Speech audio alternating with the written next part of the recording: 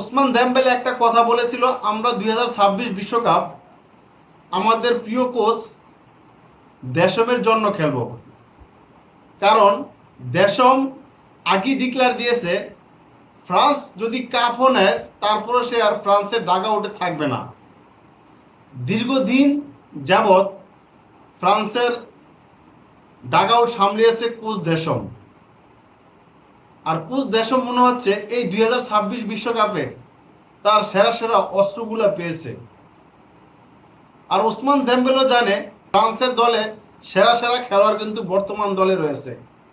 আর সেই জন্যই ওসমান দেমবেলে বলেছে আমরা এই 2026 বিশ্বকাপটা শুধু আমাদের কোচ দেশমের জন্য খেলবো এবং ট্রফিটা জিতে দেশমকে উপহার দিতে চাই। সেটাই কিন্তু 2026 বিশ্বকাপের প্রতিটা ম্যাচে ফ্রান্স করে দেখাচ্ছে। ফ্রান্স যেভাবে 2026 বিশ্বকাপের যাত্রা শুরু করলো, নকআউট পর্বের শেষ 32-এ সুইডেনের সাথে ম্যাচে 3-0 গোল ব্যবধানে বিশাল জয় পেয়েছে। এই ম্যাচের মধ্যে জোড়া গোল করেছে কিলিয়ান এমবাপ্পে। ওসমান দেমবেলের একটা অ্যাসিস্ট রয়েছে। আর অন্যতম সেরা খেলোয়াড়, আমার প্রিয় খেলোয়াড় একজন হচ্ছে ফ্রান্সের মধ্যে, সে হচ্ছে ওলিসে।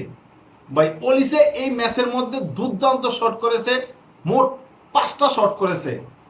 অন টার্গেট মোট 5টা শট, এর মধ্যে 2টা অ্যাসিস্ট। বারকোলা দুর্দান্ত খেলছে। এই দলের সেরা সেরা 4টা ফরওয়ার্ড, এই 4টা ফরওয়ার্ডকে যদি একজনকে বোতলবন্দি করতে যায় তাহলে কিন্তু অপর দিকে 2-3 জন খালি হয়ে যায়। কিলিয়ান এমবাপ্পে তো অনেকগুলা শট করেছে, অন টার্গেট শট। কোনোটা বারে লেগে চলে এসেছে, কোনোটা বার ঘেসে চলে গেছে, কোনোটা গোলকিপারের হাতে লেগে চলে আসছে। সে 2টা গোল করছে এবং 5টা শট করছে। 23টা শট করেছে ফ্রান্স। সেই বিপরীতে মাত্র 8টা শট করতে পেরেছে সুইডেন। অন টার্গেট শট 13টা করেছে ফ্রান্স আর মাত্র 3টা করেছে হলো সুইডেন। তো বুঝাই যায় যে কতগুলা অ্যাটাক করেছে ফ্রান্স, তাদের জাত চিনিয়েছে। এর আগেও বলছি আমি, ফ্রান্স যখনই ম্যাচে নামে তখনই তাদের জাত চিনায়। তারা কোন লেভেলের খেলোয়াড় এই বিশ্বকাপে জানান দিতেছে। এই বিশ্বকাপে যে তারা সবচেয়ে হট ফেভারিট সেটা কিন্তু এই সুইডেনের ম্যাচ দিয়ে আবারও প্রমাণ করলো। নকআউট পর্বের ম্যাচে সুইডেনকে কোনো পাত্তা দেয় নাই।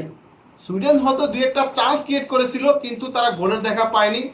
আর ফ্রান্সের যে অসংখ্য গোল মিস হয়েছে বলার বাইরে, সবগুলা গোল হলে তো মনে আজকে 7-আপও ছাড়া যেত ভাই, সত্যি বলতেছি। এই জন্য বললাম কোচ দেশম তার সর্বকালের সেরা খেলোয়াড়দের পেয়েছে 2026 বিশ্বকাপে। এই দলের খেলোয়াড়রা সবাই একত্রিত হয়ে তারাও চাইতেছে কোচ দেশমকে এই ট্রফিটা উপহার দেওয়ার জন্য। যেমন 2022 বিশ্বকাপের আর্জেন্টিনার খেলোয়াড়রা বলছিল যে আমরা এই বিশ্বকাপটা লিওনেল মেসির জন্য খেলবো। ঠিক তারা ওই খেলাটাই খেলেছে। আর পরে কিন্তু তারা 2022 বিশ্বকাপের ট্রফিটা ফ্রান্সকে হারিয়ে নিয়েছে। আর এবার ফ্রান্সের লক্ষ্য হচ্ছে কোচ দেশমকে উপহার দিতে চায়, ওসমান দেমবেলে বলেছে। এবং সকল খেলোয়াড়ের চিন্তা ভাবনা বা খেলার ধরন দেখলে বোঝা যাচ্ছে এরকম, ফ্রান্সের সবাই গোল করতে চায় ভাই। ফ্রান্সের সব খেলোয়াড়রা গোল করতে চায়, যেই 4জন স্ট্রাইকার রয়েছে। কিন্তু যেদিনকার যার দিন সেদিনকে তো ভাই সে গোল করে। এর আগের ম্যাচে কিলিয়ান এমবাপ্পে গোল পায়নি, ওসমান দেমবেলে হ্যাটট্রিক করে দেয়। কিলিয়ান এমবাপ্পেকে বোতলবন্দি করে রাখছে, সেই সুযোগে ওসমান দেমবেলে ফ্রি হয়ে গেছে। এই সুইডেনের ম্যাচের মধ্যে আমি ভাবছিলাম ওলিসে হয়তো বা 2-3টা গোল পেয়ে যাবে।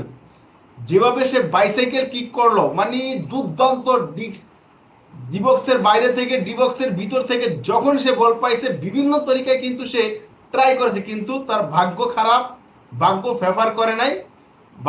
রেফার করে নাই। এই জন্য কিন্তু সে গোল পায় না। কিন্তু 2টা অ্যাসিস্ট কিন্তু ঠিকই আদায় করে নিয়েছে ওলিসে। এই ফ্রান্সের দলটা এই বিশ্বকাপের ফাইনাল খেলবে আমার মনে হচ্ছে, কনফার্ম আমার কাছে মনে হইতেছে। আপনাদের কাছে কীরকম মনে হয় অবশ্যই জানাবেন। আমার কথার সাথে অনেকে দ্বিমত পোষণ করতে পারেন। ভাই সত্যি আপনি যদি ফ্রান্সের সবগুলা খেলা দেখে থাকেন তাহলে আমি যে কথাটা বললাম এই কথার সাথে আপনি একমত হবেন। ফ্রান্সের এরকম কোনো ম্যাচ নাই যে ফ্রান্স হার্ডলি নেয় নাই, কোনো দলকে দুর্বল ভাবে নাই। তারা যখন ম্যাচের মধ্যে নামছে, ম্যাচ উইন করার জন্য নেমেছে, কোনো ছাড় দেওয়া হয়নি। সেটা গ্রুপ পর্বে হোক, এই নকআউট পর্বের ম্যাচে তো আমরা দেখলামই, গ্রুপ পর্বে ছোট দল হোক বড় দল হোক যে কোনো দল হোক, মানে কোনো ছাড় নাই। মোট কথা হচ্ছে আমি খেলতে নামছি, ম্যাচ উইন করব, আমার সামনে যেই কোনো দল আসুক। সেটা বাবার দেখার দরকার নাই। কোচ দেশমের দিক নির্দেশনা এটা হচ্ছে, এটা তোমাদের যে মাইন্ড সেট আপ আছে উইন করার, সেই উইন করার মাইন্ড সেট আপ থেকে তোমরা বিন্দুমাত্র পিছু হাঁটবা না। তোমাদের লক্ষ্য উইন করা। তোমাদের সামনে যেই প্রতিপক্ষ আসুক না কেন, মানে ফ্রান্সের খেলা দেখে এটা বোঝা যাচ্ছে